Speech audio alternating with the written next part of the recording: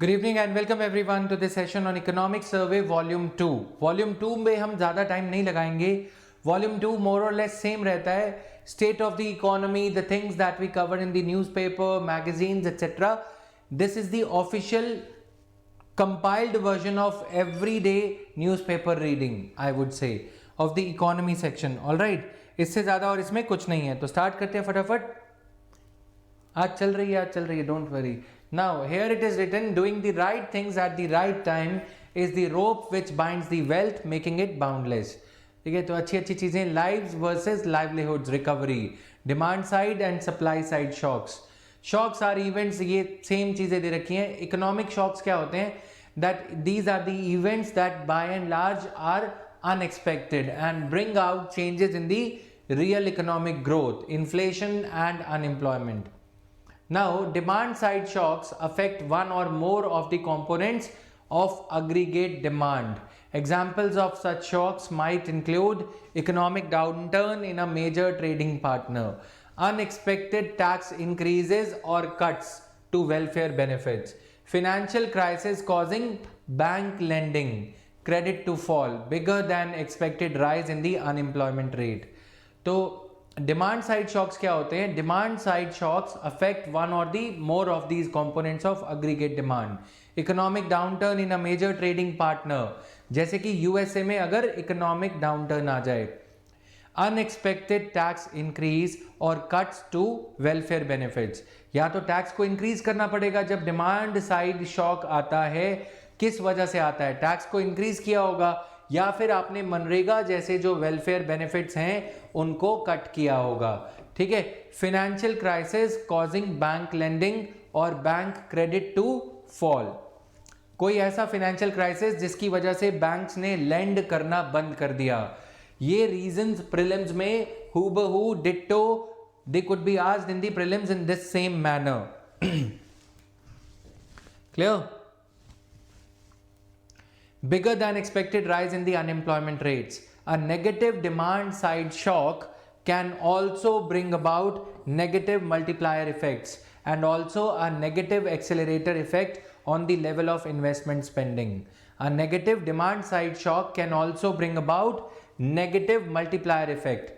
Negative multiplier मतलब ripple effect, यानी कि पानी में पत्थर मारते हो ना, वो बाहर वो तरंगे निकलती हैं, वेव्स, वैसे ही नेगेटिव। इससे अनएम्प्लॉयमेंट कम हो जाएगा, अनएम्प्लॉयमेंट बढ़ जाएगा, अनएम्प्लॉयमेंट इंक्रीज हो जाएगा, फिर गवर्नमेंट का टैक्स कलेक्शन रिड्यूस हो जाएगा, फिर वेलफेयर स्कीम्स पे खर्चा और कम, प्रोडक्शन कम, leading to ultimate in decrease in the GDP. Negative vicious cycle will set in motion. तो impact of fall in aggregate demand, ये जो हम माइक्रो इकोनॉमिक्स में चीजें पढ़ते हैं, ये वो सारी चीजें यहां पे दे रखी हैं, right. A decrease in aggregate demand causes a contraction of aggregate supply. अगर पार्ले जी बिस्किट की aggregate demand, overall demand is reducing, it will cause a contraction in the supply. Why would a supplier produce when demand is not there? And equilibrium will shift towards a lower point. पहले इतने biscuit बन रहे थे, इतने बिक रहे थे, ठीक है। अब इतने बिस्किट बिक रहे हैं तो इतने बिस्किट ही बनेंगे, प्रोडक्शन कम हो जाएगा। क्लियर? प्रोडक्शन कम होगा तो एम्प्लॉयमेंट कम होगा, एम्प्लॉयमेंट कम होगा तो इनकम लेवल कम होगा, इनकम लेवल कम होगा तो एक्सपेंडिचर कम होगा, एक्सपेंडिचर कम होगा तो किसी और की इनकम और कम होगी, किसी और की इनकम और कम होगी तो किसी और का एक्सपेंडिचर भी और कम होगा।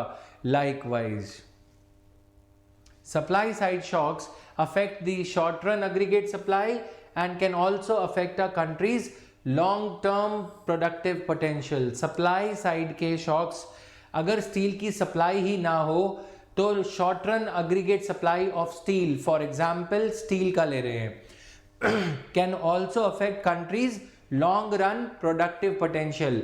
मारुति और Toyota, if steel is not available in sufficient quantity, Maruti or Toyota may plan to take their manufacturing plant of Toyota cars out of India. Examples of such shocks might include steep rise in the oil and gas prices, might force a consumer like me to sell off my car, petrol car, Okay, so political people will stop buying cars. Modi is not understanding this, that his decision to increase the prices of cars is making people think twice to not to buy or to buy a car. People are thinking, है ना? तो फिर क्या होगा, जो आप ये पैसा बढ़ाते जा रहे हो गवर्नमेंट को रिकवर करने के लिए, गवर्नमेंट का फिस्कल डेफिसिट कम करने के लिए, you are increasing the tax on the petrol prices are jumping high and high. This is leading to automobile sector not producing more cars. Supply side पे कम हो गया, ऑटोमोबाइल सेक्टर नहीं produce करेगा तो automobile sector में जो employment है कम हो जाएगी.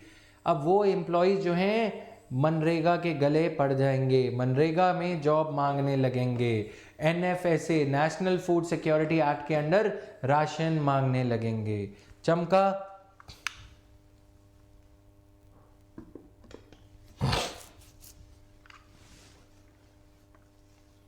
Is this clear?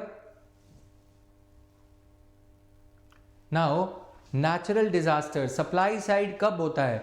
Natural disasters causing sharp fall in the production. Uttarakhand में अगर कोई फैक्ट्री लगी हुई थी, कोई डिजास्टर आया, गुजरात में अगर टाटा का प्लांट था, डिजास्टर आया, खत्म. कोविड-19 सब खत्म. Unexpected breakthroughs in production technology. Production technology में अगर कोई ब्रेक थ्रू आता है तो सप्लाई कम हो जाती है या सप्लाई ज़्यादा हो जाती है. CFL के बाद यदि LED का इन्वेंशन हो गया, लाइट एमिशन डायोड का, CFL की सप्लाई खत्म. ओके, या फिर शेल गैस को निकालने के लिए अगर कोई टेक्नोलॉजी डिस्कवर हो गई, जैसे कि fracking, FRACKING, fracking as a technology. Clear? Impact of fall in aggregate supply. If a decrease in aggregate supply causes a contraction of aggregate demand and a lower equilibrium level of national output. तो supply की, जब supply कम होने लगती है तो आप देखोगे कि अग्रीगेट सप्लाई कम होती है तो ये इम्पैक्ट आने लगता है. सप्लाई हो गई कम, अब इससे क्या होगा, डिमांड जो है कम हो जाएगी. डिमांड कम होगी तो लोगों के पास पैसे बचेंगे, सेविंग्स तो बढ़ जाएंगी, लेकिन कैपिटल इन्वेस्टमेंट, जो सप्लाई बढ़ती, जो कैपिटल इन्वेस्टमेंट होता वो नहीं होगा. अगर सप्लाई इंक्रीज होती है ना तो इकोनॉमी के लिए अच्छा होता है. क्यों? कैपिटल गुड्स सेल होती हैं. कैपिटल गुड्स मतलब प्रोडक्ट्स को बनाने वाली goods, right? The effect of a decrease in aggregate supply will depend upon the cause. A fall in the investment can be particularly harmful as it will also decrease the level of aggregate demand. Clear? The pandemic has been a unique economic shock that has triggered both supply and demand side shocks simultaneously.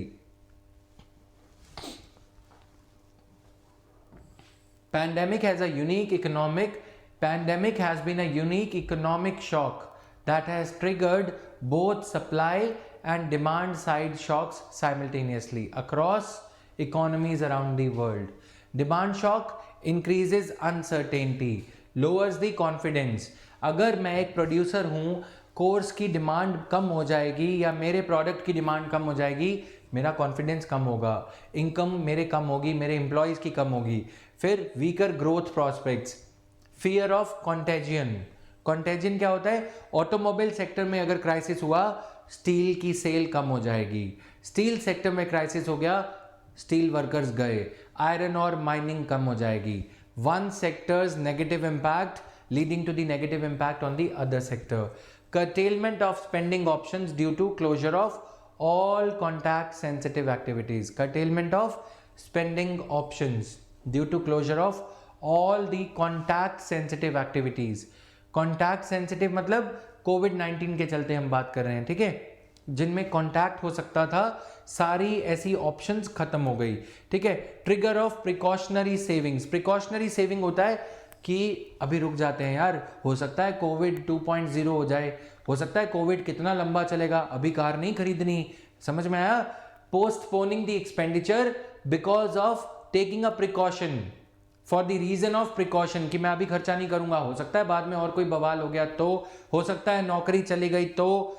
Now risk aversion among the businesses. If I am a business person, if I am managing Tata group of companies, I would say no, I should not commit my money 500 crore rupees into the business. Why? Things are not certain as of now. Closure of economic activity, restricted movement of labor. Clear?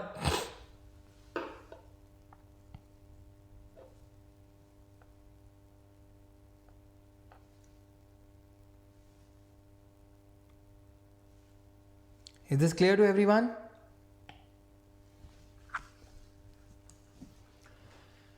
Supply shocks क्या होते हैं? कोई economic activity यदि close हो जाए तो उस economic activity का जो प्रोडक्शन है वो क्लोज हो जाएगा. Restricted movement of labour, these things are there. Now, demand side and supply side shocks reduce the investment due to increase in future uncertainty. Reduced investment, reduced demand for non-essentials due to social distancing and precautionary savings. Reduction in consumption due to wage or income loss. Labor supply shock, inability to work from home in non-essential industries. Disruption in the supply chain linkage. तो ये सारा कुछ ना general सा है बहुत, ठीक है. तो इसीलिए reading this gives you the conceptual clarity. As I said, the task was more or less over when we covered the first volume. First volume is unique and it contains very very catchy terms.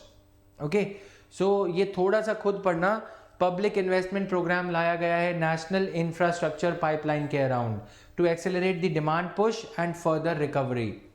Rupees 1,46,000 crore production linked incentive scheme has been brought about.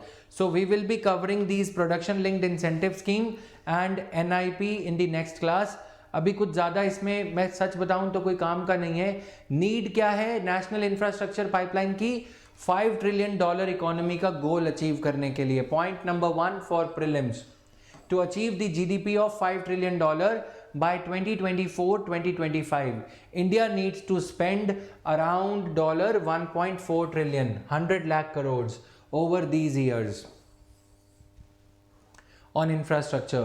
This challenge is to be tackled by National Infrastructure Pipeline so that lack of infrastructure does not become an impediment, a binding constraint on the growth, right? दूसरा क्या reason है? Why do we need NIP? Inclusive growth. Availability of quality infrastructure is a prerequisite to achieve broad based growth. Benefits of growth should be distributed amongst rich as well as poor. ठीक है, infrastructure अच्छा होगा. मेरे पास bike है, अंबानी के पास Mercedes है, हम दोनों ट्रैवल कर पाएंगे अगर रोड्स अच्छी होंगी. मेरे पास मारुति होगी, उसके पास मर्सिडीज होगी, तो भी दोनों व्यापार कर पाएंगे, right? Infrastructure is such a common commodity, such a commonly consumed commodity that it has got ramifications for everyone. Poor infrastructure. India's growth potential has not been achieved mainly due to poor infrastructure in various sectors. National Infrastructure Pipeline would help in improving the infrastructure and realizing the growth potential. Investment. India can't achieve high growth without investment. NIP will build investor confidence as identified projects are likely to be better prepared. Exposures less likely to suffer stress given active project monitoring, thereby less likelihood of NPAs. Clear? Significance of National Infrastructure Pipeline. Economic growth. It is estimated that India would need to spend these many crores, $1 trillion on infrastructure by 2030 to sustain its growth momentum. The endeavor of the National Infrastructure Pipeline is to make this happen in an efficient manner, right? तो well planned NIP, ये simple से factors हैं. फिर physical space. Well developed infrastructure enhances the. देखो, अगर infrastructure सही नहीं होगा तो average travelling speed in India for trucks is 6 to 7 kilometres per hour. बार बार रुकना पड़ता है, खराब रास्ते. फिर उसके बाद इंडिया एक ऐसी कंट्री है जो जहां पे रात को 10 बजे के बाद ट्रक्स को अलाउ किया जाता है, सुबह 7 बजे के बाद बंद. सिटी लिमिट्स में, जो सिटी के अंदर के एरियाज हैं, सुबह ऑफिस टाइम में 8-9 बजे से ट्रक्स को अलाउ नहीं किया जाता। तो उससे क्या होता है, अब ट्रक चल तो पड़ा, उसको रास्ते में रुकना पड़ेगा। ट्रांसपोर्टेशन कॉस्ट ट्रक वाला, टिफिन बनाने वाली कंपनी जो भी ट्रांसपोर्ट करवा रही है गुड्स को, उससे चार्ज करेगा। क्यों ना ट्रक्स के लिए, हैवी मशीनरी के लिए, हैवी यूटिलिटी गुड्स के लिए HTV व्हीकल्स जिन्हें बोला जाता है ना, हैवी ट्रांसपोर्ट व्हीकल्स, उनके लिए अलग सड़क होनी चाहिए। कार्स के लिए, नन्नों के लिए, टाटा नैनो के लिए अलग होनी चाहिए। बसेस के लिए बस रैपिड ट्रांसपोर्ट कॉरिडोर होना चाहिए। बसेस अपना अलग से चलें, एक्सीडेंट्स कम होंगे, ट्रैवल टाइम कम होगा, transportation of goods at a cheaper rate होगा। समझ में आया? ये सारी चीजें करने की जरूरत है। नेशनल इंफ्रास्ट्रक्चर पाइपलाइन एक अलग तरह का एग्जाम्पल है यहाँ पे, कि हमारा जो पेट्रोल है, डीजल है, उसकी कॉस्ट 3 to 4 रुपीज ट्रांसपोर्टेशन की वजह से बढ़ जाती है, वो कम करने की जरूरत है। ठीक है, national infrastructure pipeline will ensure that infrastructure projects are adequately prepared and launched. It will provide better view of project supply, provide time to be better prepared for project bidding. तो ये सारा कुछ है यहाँ पे। Now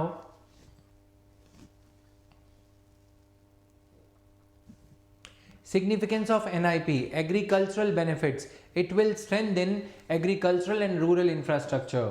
Irrigation and rural infrastructure projects would account for 7,70,000 crores each. Connectivity, it will further increase the connectivity in India, especially in rural areas. Road projects will account for 19,63,000 crores, while another 13,68,000 crores would be for railway projects. Okay, it will further increase the connectivity in India. National infrastructure pipeline है ये, कोई छोटा मोटा pipeline नहीं है पानी या oil के लिए। ठीक है, ये ओवरऑल इंफ्रास्ट्रक्चर पाइपलाइन कहा जा रहा है। इसमें रोड भी है, रेल भी है, अंडरग्राउंड पाइपलाइन भी है, wire network, everything is there. There is a lack of private investment due to ongoing NPA crisis and lack of credit creation in the economy. So the government needs to invest from its own resources to give the push to the economy. Clear?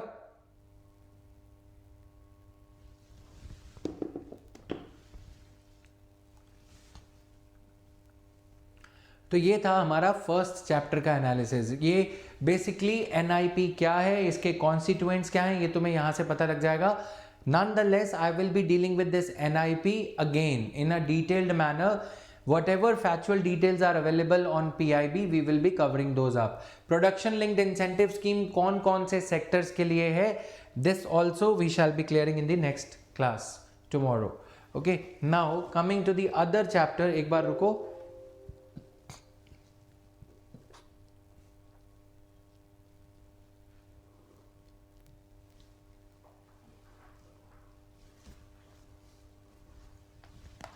Okay, so these type of things are there. Now chapter 2 of economic survey, fiscal developments, external sector, monetary management and fiscal intermediation, all these things are there. Let's jump to the chapter number 2. Okay, just give me 1 minute to download this.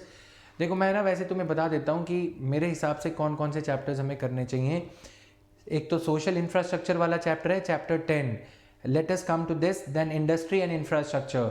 Chapter 7 की जो agriculture and food management है, उसमें हम APMC के reforms को अच्छे से पढ़ेंगे। I will try covering those things which I had covered in the current affairs round up class. Okay,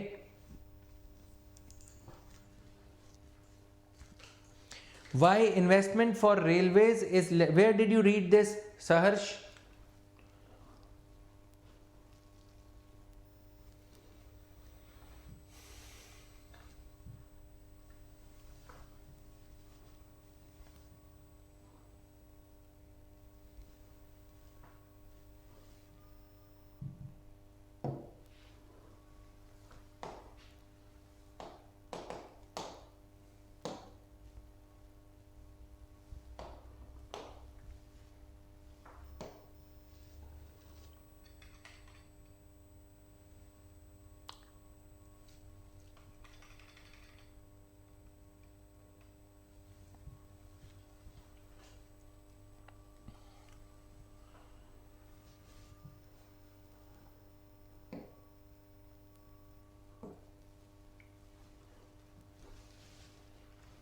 Okay, so investment for the allocation for railways is less than that in roads. This is what you are trying to ask. Okay, investment in railways, because railways is more capital intensive and less output. मतलब अगर हम 1000 करोड़ रुपए roadways पे खर्च करते हैं तो we would be able to cover a better part of it, better part of we will be able to construct more kilometers of roads, whereas railways may we will be able to cover fewer, less than what we would be able to cover, more kilometers per 1000 crore rupees for roadways than for railways. That is why the investment, I what basically mean to say that railways is more capital intensive than roadways, so that is why lesser allocation is there. Okay, lesser allocation for roadways, railways is there in the NIP. I'm coming to 10th this chapter of volume 2 directly. We'll cover the other chapters also, don't worry. Public spending on social sector, yani ki government spending on social sector was increased in the previous year. We should rather be more interested in 21-22 allocations for the budget, which I had covered in the budget class, right? Now, to mitigate the hardships caused by the pandemic and the loss to livelihood, during the lockdown, online schooling took off in a big way. Similarly, the lockdown period also saw the growth of gig economy. Gig economy means your handheld devices based platforms, जैसे कि Unacademy है, educator app download करो, lessons record करो, Uber, Ola, Swiggy, Zomato, these are gig economy. As per the periodic labor force survey report 2018-19, economic survey says there was an increase in the workforce totaling 48.78 crore during 2018-19 as compared to 47.14 crore during 2017-18. Clear? The size of the workforce increased by about 1.64 crore, of which 1.22 crore were in rural sector and 0.42 crore in the urban sector. Government announced the first relief package of rupees 1.70 lakh crores under प्रधानमंत्री गरीब कल्याण योजना. तो प्रधानमंत्री गरीब कल्याण योजना के constituents क्या क्या हैं ये हम यहाँ पे कवर करेंगे. PMGKY, development and welfare schemes being implemented by the government over the years together with these relief measures enabled the country to endure the impact of COVID-19 pandemic and led to a V-shaped economic recovery. The same thing that we have talked about in the first part of our economic survey analysis, right? Expenditure on social services, education, health and other social sectors by the center and the states combined as a proportion of GDP increased from 6.2 to 8.8% during the period 2014 to 2015. Right, this increase was witnessed across all social sectors. For health, from 1.2% to 1.5% during the period. Allocation during 2014-15, point to be noted for prelims. Expenditure on social services. What are the various type of social services? जब budget होता है तो social sector बोला जाता है. Budget में जो allocation होती है उसको सोशल सेक्टर. तो ये तीन चीजें उसमें आती हैं. ठीक है, ओवरऑल इसमें से हेल्थ के लिए एक्सपेंडिचर को इंक्रीज करने की बात कर रहा है ये इकोनॉमिक सर्वे कि बजट 2014 से बजट 2020 तक हेल्थ के लिए एलोकेशन जो ओवरऑल हुआ है इन सालों में वो इंक्रीज हुआ है. India's rank in human development index was 131 in 2019 compared to 129 in 2018 out of a total of 189 countries according to UNDP Human Development Report. Considering the value of planetary pressures adjusted HDI. Planetary pressures adjusted मतलब human development तो हुई है लेकिन planet पे जो pressure उसके वजह से पड़ा है उसको हम माइनस कर देते हैं. HDI जो ग्रॉस है, ग्रॉस HDI में से प्लैनेट को एक्सप्लॉइट करके कार्बन की या टेम्परेचर इंक्रीज की जो लिमिट है इंडिया की लिमिट को ध्यान में रखते हुए हमने उसको लेस कर दिया. उसके बाद planetary adjusted HDI is something that we have got. समझ में आया?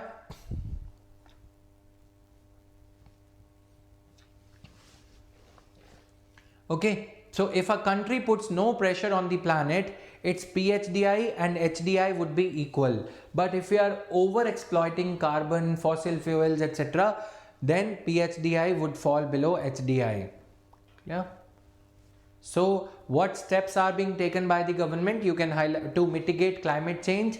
आज की करंट अफेयर्स की क्लास में हमने ये पढ़ा था, क्लाइमेट चेंज और ये सारा कुछ.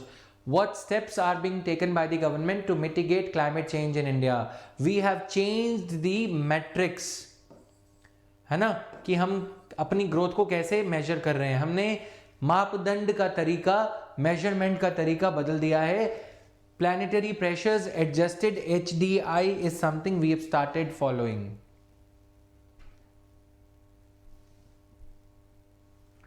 Clear?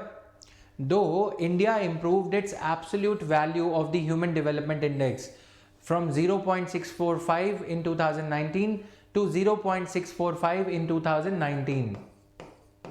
From 0.642, it dropped a place in overall ranking. ठीक है, रैंकिंग में हम गिर गए हैं, स्कोर हमारा इंप्रूव हुआ है. स्कोर इंप्रूव हुआ है प्रीलिम्स के लिए. 2019 की रिपोर्ट को याद रखना है. Clear?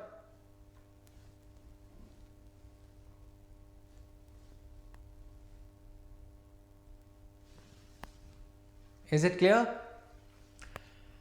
CO2 emissions per capita index, production based. Carbon dioxide emissions per capita कितना हो रहा है. फिर उसके बाद adjustment factor for planetary pressure, हमने इसको एडजस्ट करना है. फिर उसके बाद अरिथमेटिक मीन निकाला कि पर पर्सन हमारी कितना कार्बन डाइऑक्साइड हम यूज़ कर रहे हैं.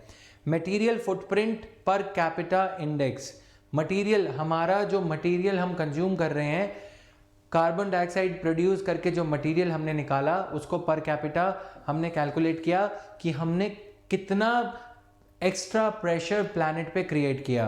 फिर वो कितने लोग उसे कंज्यूम करेंगे पर पर्सन. मटेरियल फुटप्रिंट मेरा कितना है, आपका कितना है. फिर उसके बाद इस चीज़ को product of HDI and A, ठीक है, human development index and A, planetary pressure adjusted HDI यहाँ से निकल आएगा. दोनों को A क्या है यहाँ पे, प्लैनेटरी प्रेशर एडजस्टमेंट फैक्टर. दोनों चीज़ों को हमने देखो कंबाइन किया. फिर उसके बाद जो निकला ये एडजस्टमेंट फैक्टर है. प्रोडक्ट ऑफ HDI, जो HDI का स्कोर है ना हमारा, उसमें से हमने इसको माइनस कर दिया. तो प्लैनेटरी प्रेशर एडजस्टेड, ये तो हमारे पास है ही, ये तो ऑर्डिनरी HDI है जो यहाँ आ गया. इस सारे को कैलकुलेट करके हमने इसका अरिथमेटिक मीन निकाला कि कार्बन डाइऑक्साइड एमिशंस हमने कितनी करी और कितना मटेरियल हमने प्रोड्यूस किया. पर पर्सन कितना मटेरियल लगेगा मेरे एक साल को काटने में.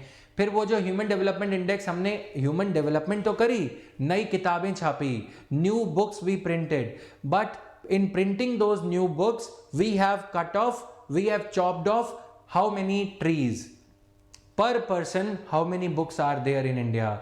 Per book, how much of carbon footprint is there? Because for every tree being cut, with every tree being cut, this is going to happen. समझ में आया? ये हम इसमें से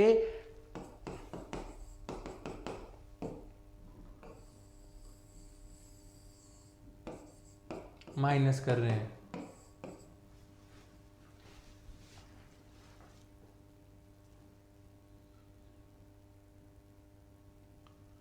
Clear? While India has attained a literacy level of almost 96% at the elementary school level, it is still behind in achieving 100% literacy.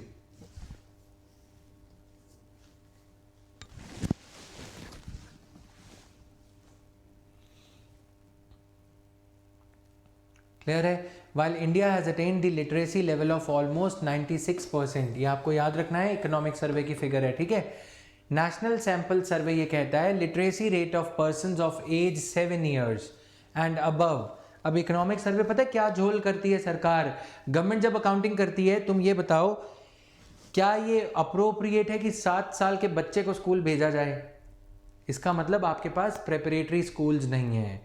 आप 7 साल के बच्चों की एवरेज जब लेना चाह रहे हो, 5 साल से कायदे से 2.5 साल से बच्चे को स्कूल जाना चाहिए, 5 साल से उसकी स्ट्रिक्ट वाली यूकेजी एलकेजी पास हो जाती है, ठीक है, 6वें 7वें साल में। अब तुम पता क्या दिखा रहे हो, 7 साल की एज में जितने भी बच्चे हैं उसमें से 96% बच्चे एलिमेंट्री एजुकेशन में हैं। क्या मजाक है भाई, वो तो रेशो ऊपर ही हो जाएगी। लेकिन अगर इसको मैं 5 साल की एज में जितने भी बच्चे हैं उनको मैं स्कूल भेजना चाहूं तो ये रेशो 78% के अराउंड आ जाती है। मतलब समझ में आया? Government is not showing the real picture by taking into account only the children who are of the age 7 years and above. Clear?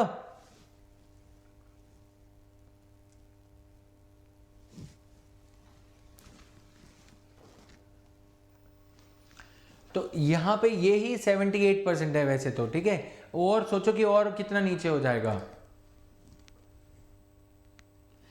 अब यहां पे एक और वेरिएबल है, differences in the literacy rate attainment among socio religious groups as well as gender still persist. Government ये कह रही है India has attend this thing, but NSS ये कहता है कि ये 7 साल के बच्चों का अगर हम अकाउंट करते हैं तो ये नहीं है, तो ये है। मैं ये कह रहा हूं कि अगर हम 5 साल के बच्चों का अकाउंट करने लगेंगे तो ये 78% भी नहीं बचेगा, ये और नीचे चला जाएगा। तालियां सरकार के लिए, समझ रहे हो ना? Female literacy remained below national average, point to be noted for prelims, among social groups of SC, ST, OBC, including religious groups of Hinduism and Islam. The government announced the National Education Policy 2020, replacing the 34-year-old National Policy on Education.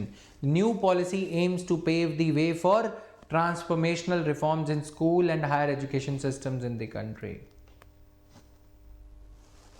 Percentage of literates age 7 years and above. तो you can jot down, इसको पढ़ोगे एक बार। STs का population जो 7 साल के बच्चे हैं, मेल्स उसमें से 77% स्कूल जाते हैं। एसटीज का एससी से इनका पुअर है, ठीक है, रिलेटिवली। ओबीसीज का इनसे बेटर है दोनों से। अदर्स का 90% है।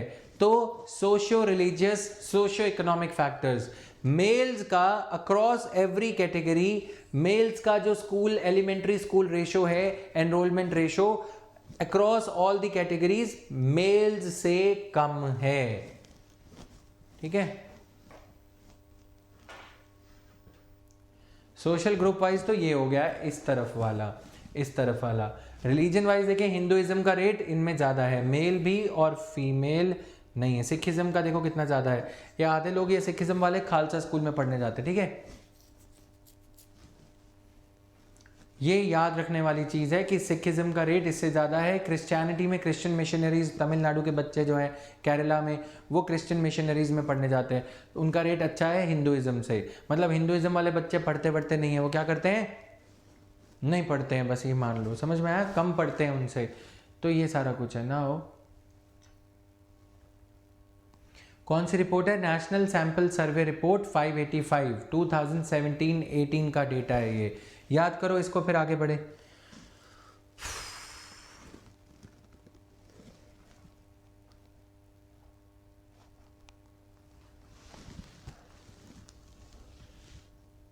टीडीएस ये clear?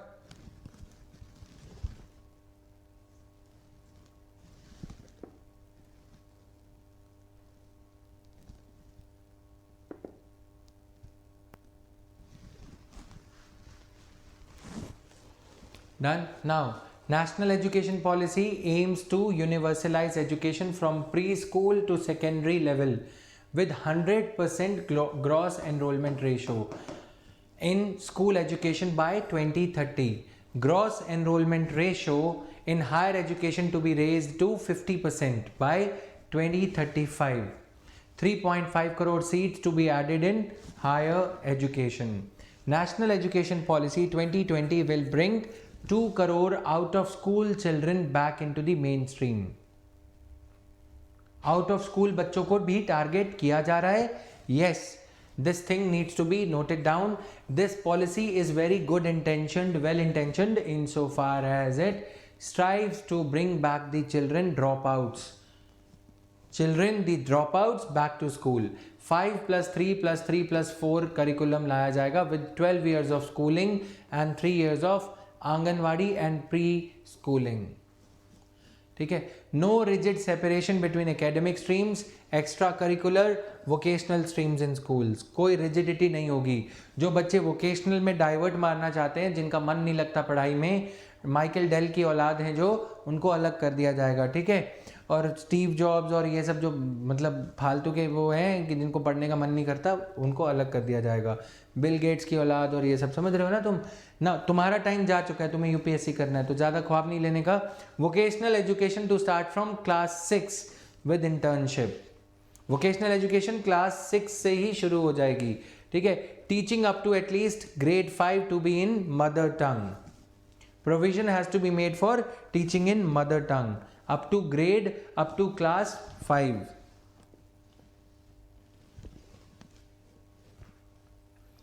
Clear? Where is Mayank Sinha and where is Tejpal Singh Patel? Emphasis on foundational literacy and numeracy. ये फीचर्स हैं, इसके थोड़ा बहुत पढ़ोगे। ठीक है, नेशनल एजुकेशन पॉलिसी का मैंने 1 घंटे का एनालिसिस बनाया हुआ यूट्यूब पे उसे एक बार सर्च करोगे, इसको पढ़ोगे। ठीक है, अनएम्प्लॉयमेंट पे कल आएंगे। Tomorrow will deal with all these things, wages और ये लेबर रिफॉर्म्स, सारा कुछ अच्छे से कल डील करेंगे इन दी नेक्स्ट क्लास। 2 क्लासेस और लगेंगी, कल की और परसों की, क्योंकि ये सारी चीज़ें जो हैं हम पहले भी पढ़ते हुए आ रहे हैं काफ़ी सारी जगह पे। तो स्टैटिक पोर्शन रहता है ये, जो चीज़ें न्यूज़ में रहती हैं। जो वॉल्यूम 1 की जो थीम्स थी कैची सी, वो पढ़ना ज़रूरी हो जाता है। ये सारा डेटा वेटा कन्वेंशनल सोर्सेज में भी दिया रहता है, आए दिन न्यूज़पेपर में आता है और उसमें आता है। Clear? But we will be covering it in a manner that you would be able to gain immensely. छोटी छोटी चीज़ें हैं।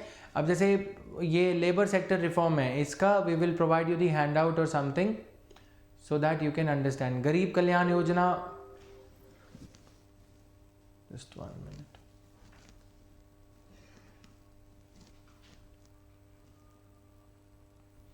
सो गरीब कल्याण योजना एंड अदर थिंग्स, अनएम्प्लॉयमेंट है, फिर वेजेस, ये जो बिल्स हैं, इनके ऊपर detailed handout we will provide you in the word document format.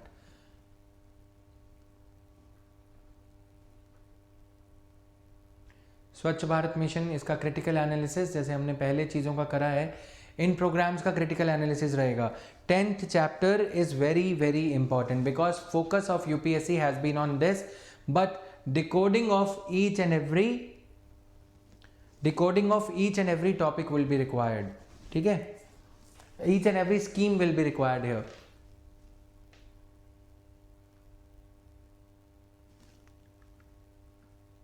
Clear guys? So this was all in today's class. See you tomorrow again. Bye bye guys. Thank you.